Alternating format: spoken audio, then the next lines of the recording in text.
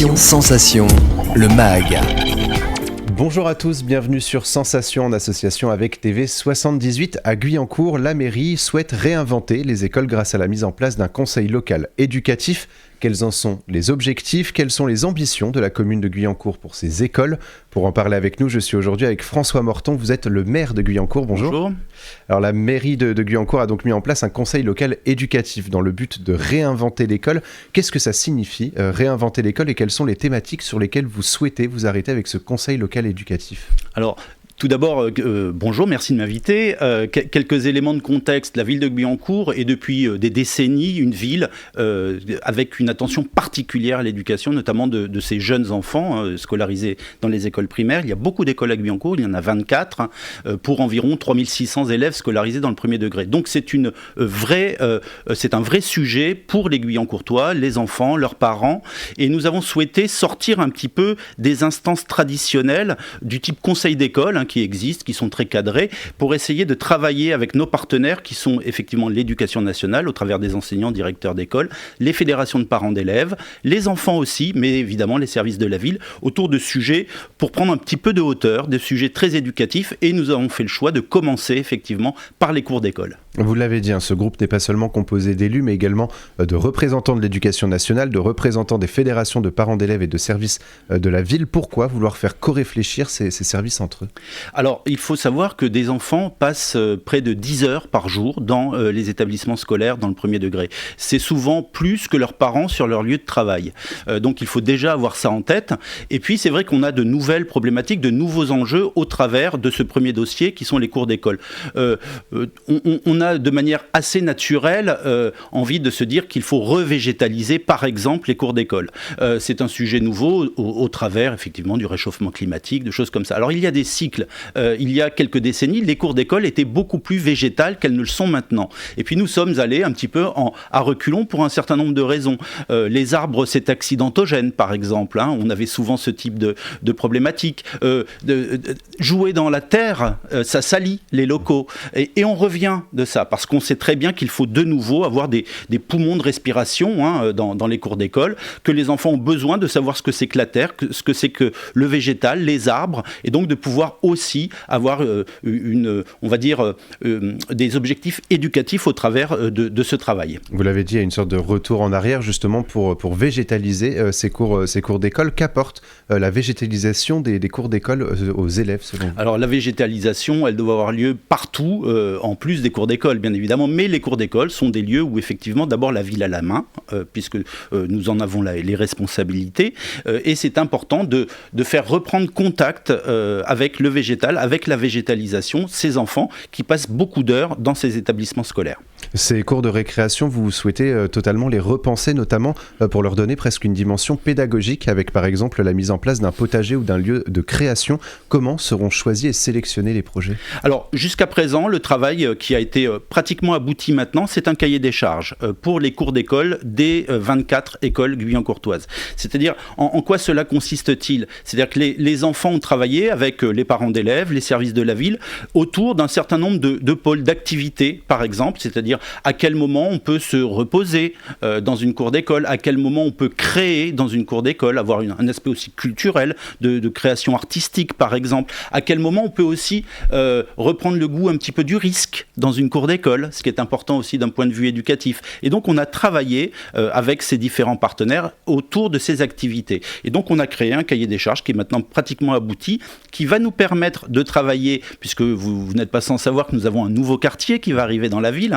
autour de la gare du métro de la ligne 18, et nous allons donc avoir un nouveau groupe scolaire, donc qui va nous servir aussi à construire ce nouveau groupe scolaire, mais aussi à travailler les autres cours d'école, des bâtiments déjà existants, dans le cadre de rénovation, comme on en fait très, très, très régulièrement. Chaque école pourrait justement avoir son propre projet? Absolument, donc on continuera à faire vivre cette nouvelle instance, donc le CLÉ, le Conseil local éducatif, avec ses mêmes partenaires, en tout cas pas forcément les mêmes personnes, hein, parce qu'il faut aussi que les choses tournent, pourquoi pas, mais en tout cas avec les mêmes partenaires. Hein, c'est important d'avoir toutes ces visions, et notamment celle des enfants, puisque les enfants ont travaillé spécifiquement en créant des maquettes, par exemple, accompagnés par une intervenante qui les avait travaillées avec des Lego, par exemple, hein, pour essayer de créer des maquettes. Alors, c'est ça qui est intéressant. Au-delà du conseil local éducatif, il y a également les parents et les élèves eux-mêmes qui sont mis à contribution.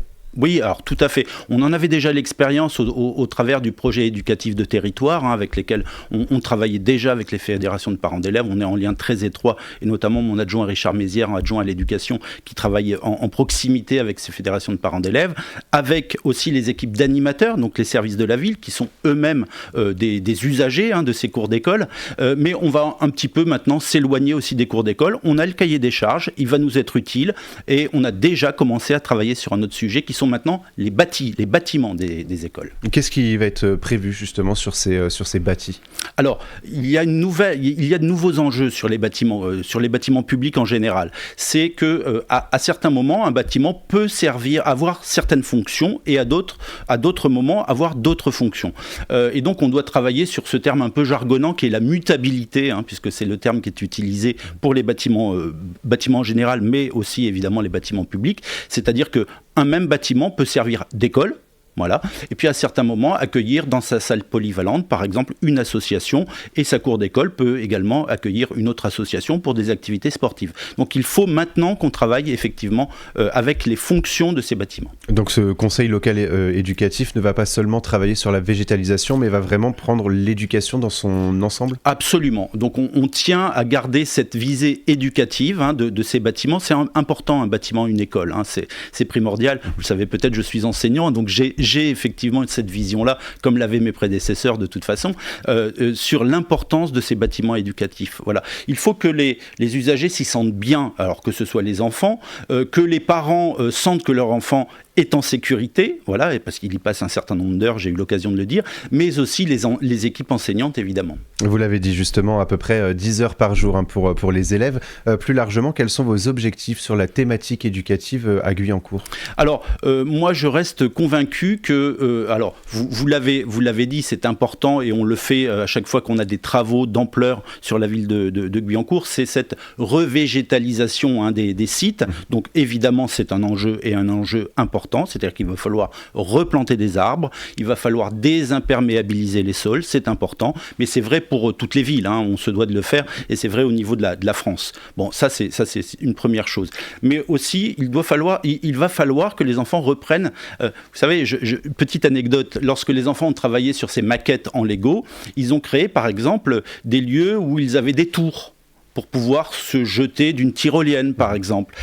C'est-à-dire avoir des choses un petit peu avec des sensations, rejouer dans la terre, reprendre un petit peu des risques. Il va falloir aussi que nous, mais ce sera aussi vrai pour les parents d'élèves, bien évidemment, et les équipes enseignantes, on se mette en tête que les enfants ont besoin parfois de tomber pour apprendre, voilà, de se trouer les jeans, peut-être de temps en temps, pour apprendre. Alors, de ne pas se faire trop mal, hein, il faudra évidemment que tout ça soit en sécurité, et ce sera évidemment le cas, et c'est là qu'est important l'apport de nos techniciens, hein, de la ville, qui vont nous mettre tout ça en conformité évidemment, mais il va falloir qu'on ait cette nouvelle approche maintenant. Et vous vous intéressez également à la parentalité, notamment à travers l'école des parents de Guyancourt, un service municipal créé en 2001. Vous avez il y a quelques mois mis un questionnaire à disposition des parents guyancourtois afin d'établir un diagnostic et comprendre les besoins des parents sur la commune. Que pourrait permettre ce diagnostic à l'avenir ? Est-ce que des projets ou une réflexion peuvent être engendrés grâce à ce questionnaire ? Alors je ne vais pas pouvoir vous donner la conclusion parce que je vais moi-même la voir très bientôt et j'aurai plaisir à revenir pour vous la livrer si vous en êtes d'accord.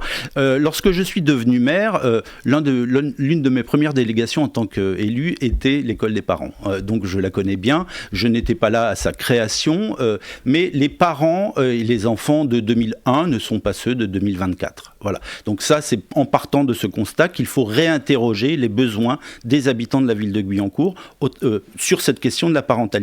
Donc j'ai souhaité effectivement qu'un nouveau diagnostic, un état des lieux ait lieu, et c'est pour ça que nous avons eu ce questionnaire notamment. Voilà. Nous avons besoin de savoir quels sont les besoins en termes de parentalité des habitants de la ville de Guyancourt, et encore une fois, ce ne sont pas les mêmes qu'en 2001. Est-ce qu'il y a une thématique très rapidement qui sera mise sur la table à Guyancourt justement pour cette année 2024 ? Je reviendrai vous le dire lorsque j'aurai eu le diagnostic qui me sera rendu dans les semaines qui viennent. Merci beaucoup François Morton d'avoir été avec nous sur Sensation. Je rappelle donc que vous êtes le maire de Guyancourt. On vous recevra encore pour reparler justement de ce conseil local éducatif. Pour plus d'informations, on peut se rendre sur le site ville-guyancourt.fr. Et pour revoir ou réécouter cette émission, c'est comme d'habitude, ça se passe sur notre site, notre chaîne et notre application Radio Sensation.